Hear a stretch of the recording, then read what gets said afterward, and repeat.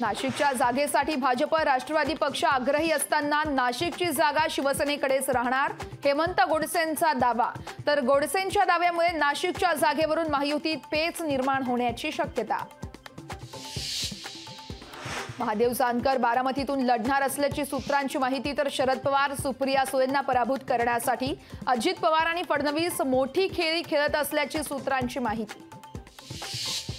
शरद पवार उद्धव ठाकरेंच्या प्रमुख उपस्थितीत मवियाची आज मातोश्री निवासस्थानी महत्त्वाची बैठक। तर मग यावेळेस बैठकीमध्ये जागा वाटपावरती अंतिम तोडगा निघण्याची दाट शक्यता।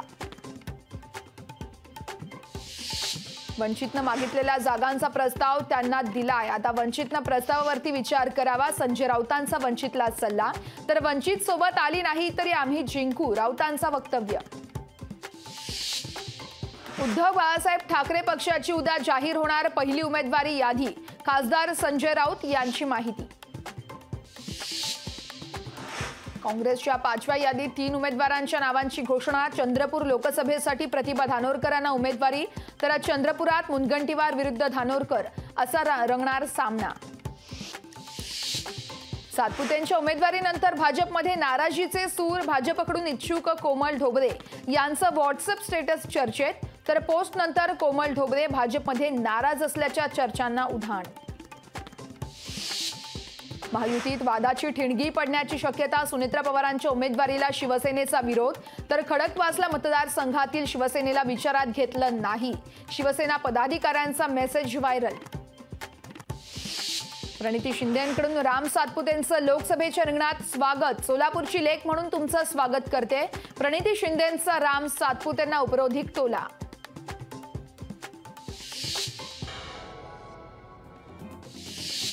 भरणेंच्या कार्यकर्त्यांनी सोशल मीडियावरती सुप्रिया सुळेंना डिवचलं। मामांनी रोखठोक भूमिका घेतली तर पळता भुई थोडी होईल, भरणेंच्या कार्यकर्त्यांचा सुळेंना इशारा। बच्चू कडू यांनी भिंतीवर विविध प्रश्न लिहित वेधलं लक्ष। धुलिवंदनानिमित्त बच्चू कडूंचा जनतेच्या मुद्द्यावर प्रहार। तर निवडणूक आली मुद्द्याचं बोला, भिंतीवर लिहिलं, यावेळेस वेधण्याचा लक्ष केलाय प्रयत्न। गडचिरोली मतदारसंघातून अशोक नेते यांना उमेदवारी जाहीर होताच कार्यकर्त्यांमध्ये जल्लोष। तर विजय आपलाच होणार, अशोक नेतेंनी व्यक्त केलाय विश्वास। जळगावमध्ये निवडणूक प्रक्रियेसाठी एसटी विभागाकडून देण्यात येणार 350 बसेस।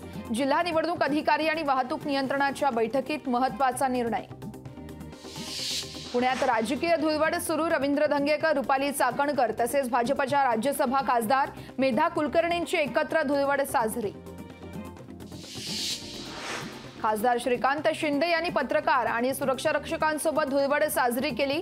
तर ठाण्यातील निवासस्थानाबाहेर श्रीकांत शिंदे यांची पत्रकार बांधवांना आणि सुरक्षा रक्षकांना रंग लावत धुळवड साजरी।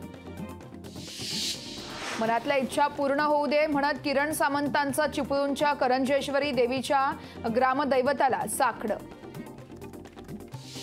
कोकणात शिमगोत्सवाची धूम। आमदार भास्कर जाधवांनी देखील तुरंबव या आपल्या मूळ गावी ग्रामदैवतेची खांद्यावर नाचवलीये पालखी। यवतमाळ जिल्ह्यात बंजारा होळी उत्सवाला सुरुवात। तर पारंपरिक पोशाखामध्ये लेंगीच्या पारंपरिक नृत्यावरती बंजारा महिलांचा ठेका। भारतासह विदेशातही होळीचा उत्साह। वॉशिंग्टनच्या ड्यूपॉन्ट पार्कमध्ये भारतीयांनी केली होळी साजरी। तर भारतीयांसह स्थानिक नागरिकांनी देखील केली होळी साजरी। नाशिक जिल्ह्यात दुष्काळाची दाहकता। दुष्काळामुळे जनावरांसाठी चारा आणि पाण्याचा मोठा प्रश्न।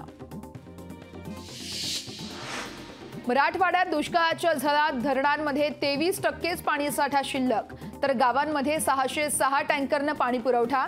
तर पुढील 2 महिन्यात टँकरचा आकडा 1000 पर्यंत जाण्याची शक्यता।